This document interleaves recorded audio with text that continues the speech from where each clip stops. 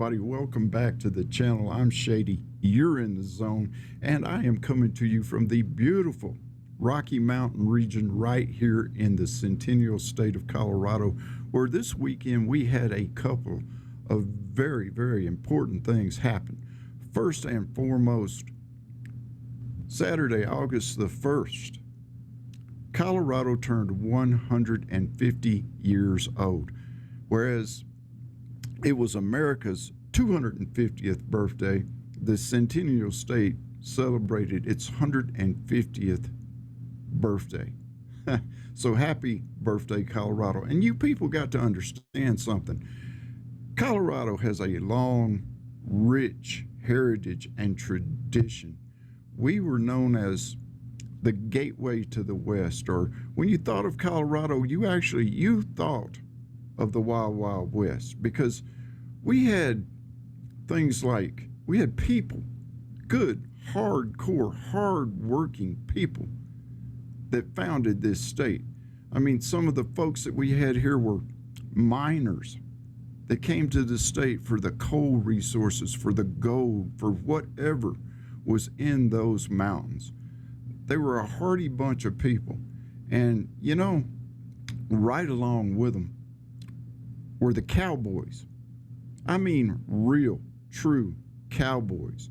Not the ones that you see on TV, not the ones that you see in the movies.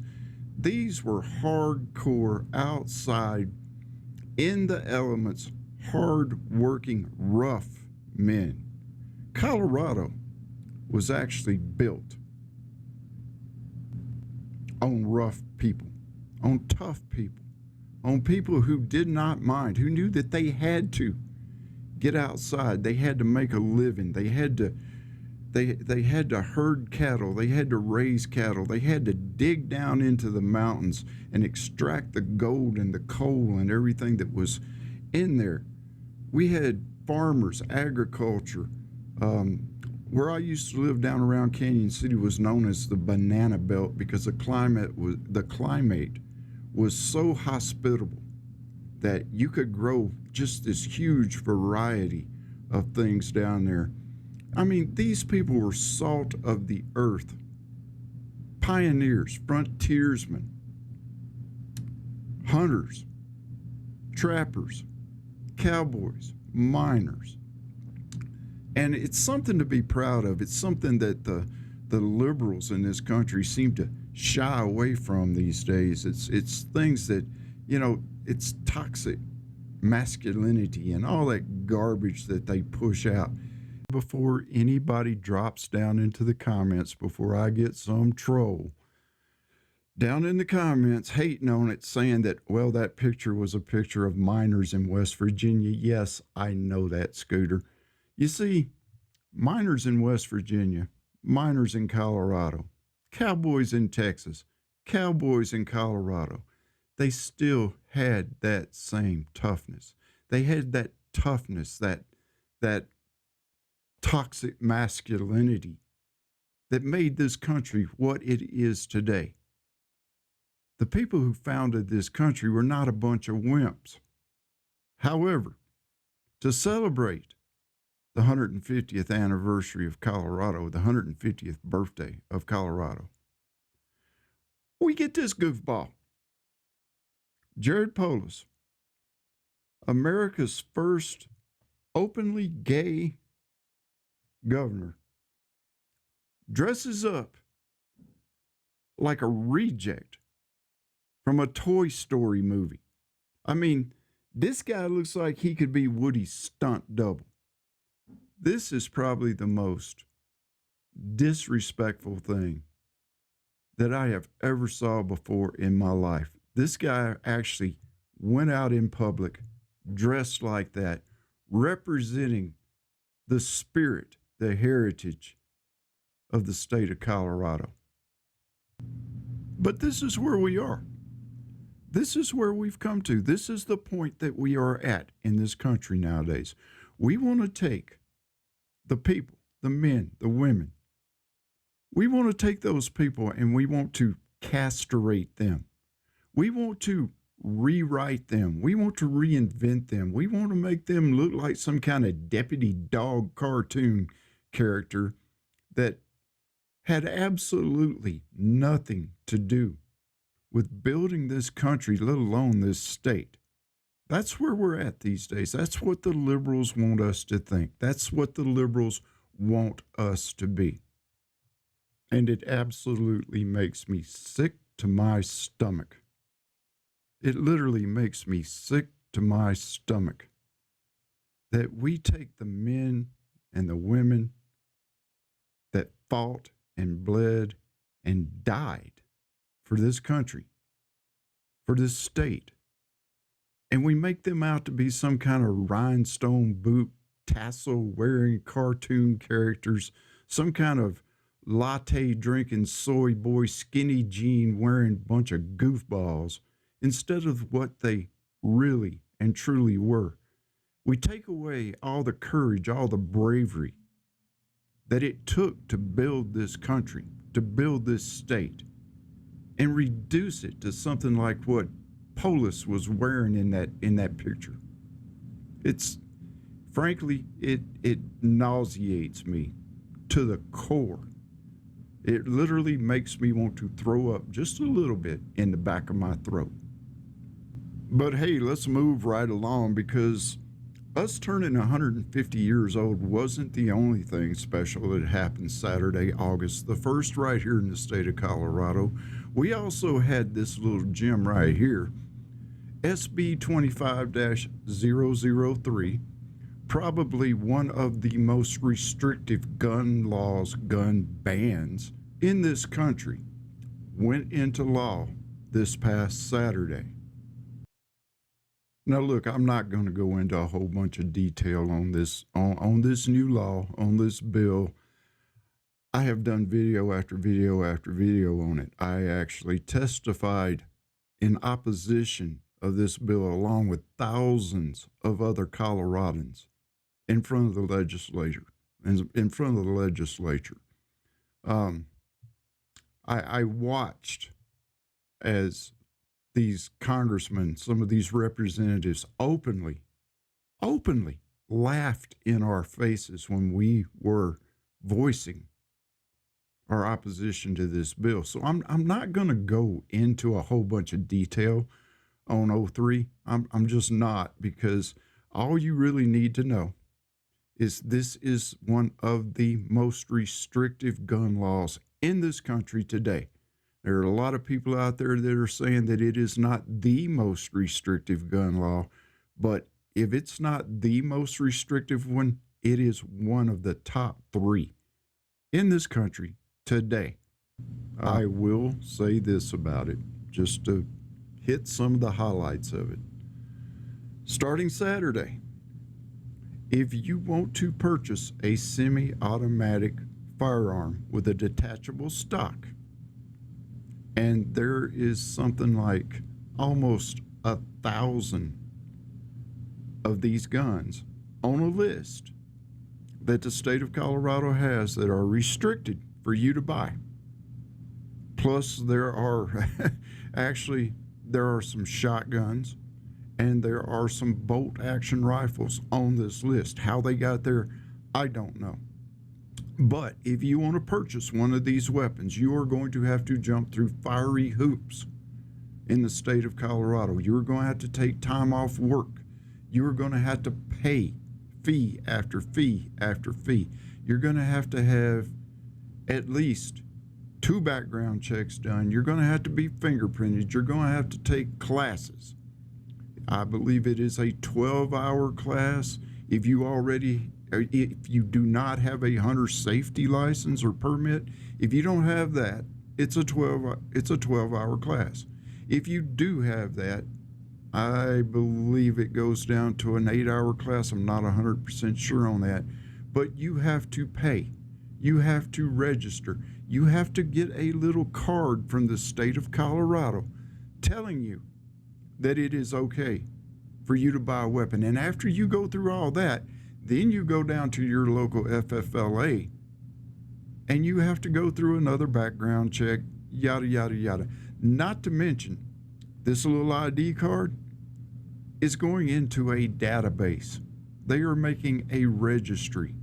So years from now, not if, but when this happens, and they decide they want to come for your guns, they have a whole database that they can go back to and say, well, look, Mr. Joe Smuckatelli went through all of his courses and got his card and got permission to buy his AK-47 back in September of 2026.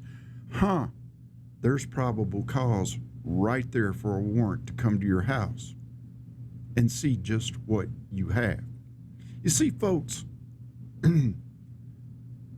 this law, they crow and they talk about how it is supposed to make life safer, when all it's doing is making it harder for people like you, for people like me who work for a living, for the underprivileged, for those people that don't make that much money, for those people who have to be at a job every single day and can't afford to take off for 12 hours, 2 days of their job to go through all this crap. It's making it harder and harder and harder on them to purchase a weapon. Decent, law-abiding citizens are having their rights completely destroyed. That's law-abiding citizens. The gangbangers, the criminals, they don't care. The state of Colorado wants to take the legal guns, the law-abiding citizens' guns away from them. That way we don't have any sort of way to defend ourselves. And, well, let's just get right into this. Because you're going to hear all these people, all these liberals, all these people that are anti-Second Amendment, anti-guns, they're going to sit up here and they're going to yell in your ear that there's no such thing as a good guy with a gun, that you just never, ever hear of anything like that ever happening where an armed citizen takes his weapon and actually stops a crime from being committed. Well, something happened here this weekend that it sort of just debunks that whole line of thinking. Y'all take a listen to this real quick. In that deadly shooting at an In-N-Out in Idaho, police have now identified the gunman.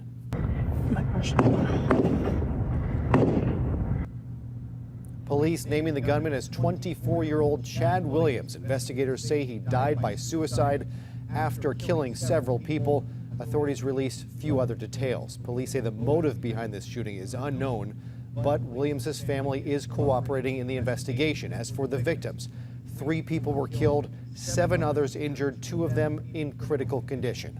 Police confirm Williams was the only gunman in this, but the police chief there explained why there were reports of multiple shooters.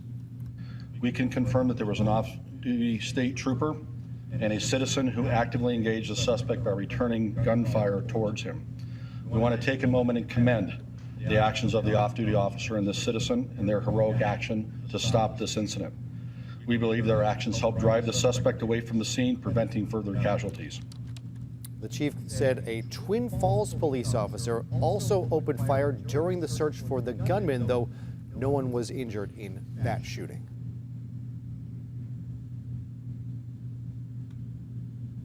Okay. Come here. So, you have this maniac comes up to an In-N-Out burger, pulls out an AR-15, and just randomly starts plugging people. And what happens? You have an off-duty police officer, I believe it was an off-duty state trooper, and a regular just Joe Smo citizen. Now, this guy, from what I've heard, is a firearms instructor, but you have just this regular, everyday, law-abiding citizen pulls out his weapon and assists this state trooper in stopping the carnage that was going on at this In-N-Out burger. Yet you have the liberals You have the anti-Second Amendment guys. You have all them people saying that, well, you never hear of a good guy with a gun. If you're going to talk about it all the time, I don't ever see anything. There you go. Happened at an In-N-Out burger, of all places. And there are people out there right now, there's news reports starting to come out that, oh, well, the shooter was MAGA, and the shooter was this, and the shooter was a conservative, and he was a Trumpster, and blah, blah, blah. What does it matter? What does it really matter what his political affiliation was? The guy was cuckoo. The guy was insane. The guy had some issues, if you will. He pulls out a rifle and starts shooting people. And a good guy with a gun helped stop him. Folks, these people want to take your rights away from you. They want to take your ability to defend yourself away from you. Do you really think, and I don't know, possibly this guy could have, but do you really think, like, oh, let's say the Venezuelan gangs who took over the apartment complexes up in Aurora, do you think they went down to an FFLA and registered their gun, bought it legally, maybe took a course, a 12-hour course? They stopped their jobs. They just put their jobs on hold. They quit robbing places and selling fentanyl and all that stuff to take this 12-hour course so they could own their gun legally, so they could take over an apartment complex. Do you believe that, I don't know, pick a mass shooter from anywhere? What are the chances that they actually went by the law and did all this? And what is the chances of that happening in the future?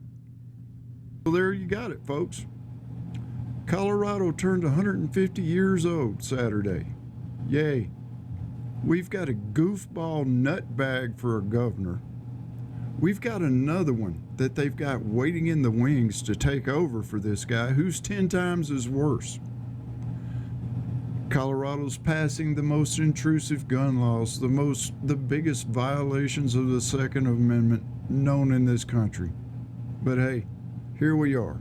And I said something in one of a short here just a couple of days ago about it was time to either fish or cut bait. Because we've had all these politicians, we've had all these gun organizations. Hell, we've even had Harmy Dillon and the Department of Justice promising us this and telling us that, and they're going to investigate this, and this looks like a civil action lawsuit, and they violated our constitutional rights, and we're just not going to stand for it. Yeah, I hear it too. Nothing.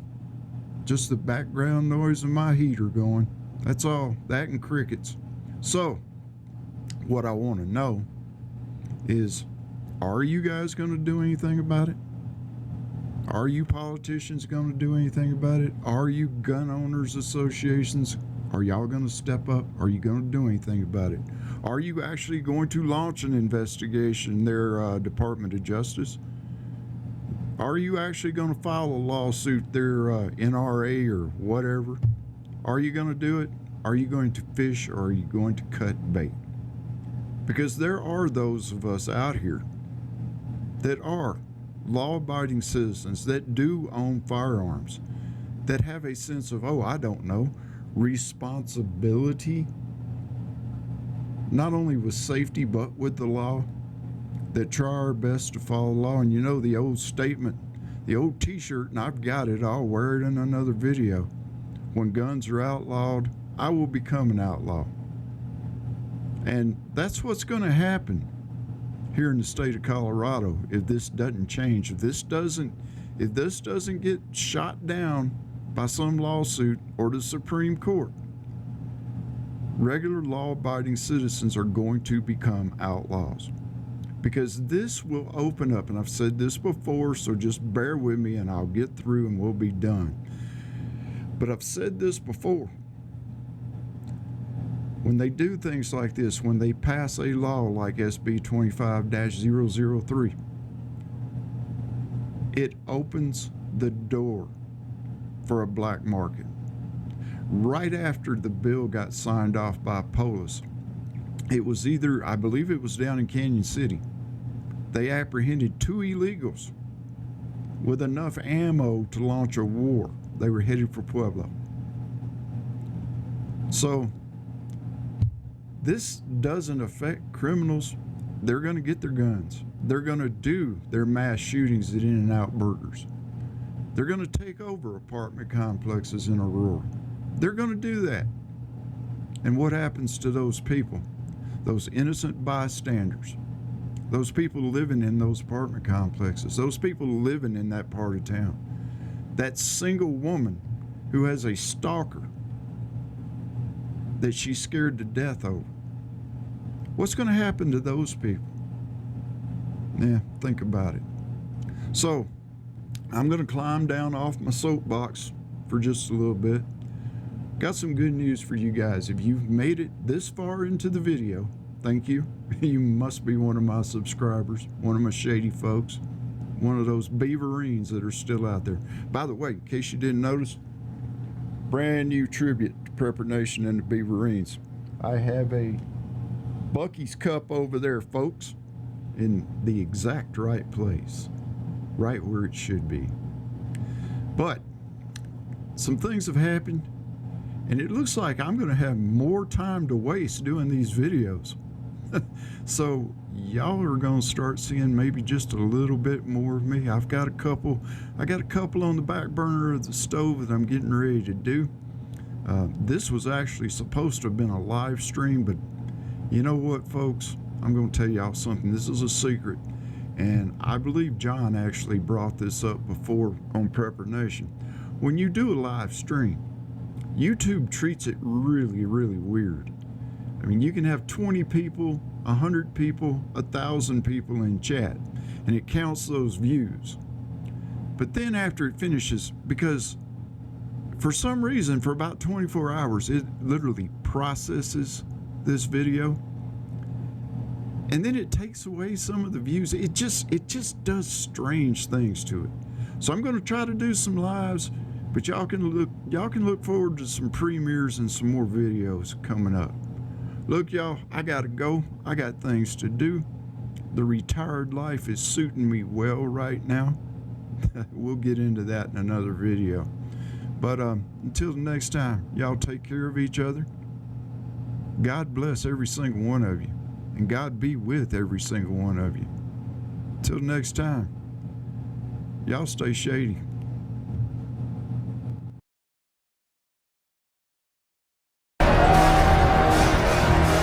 This is where we hold them! This is where we fight! And these shields, boys!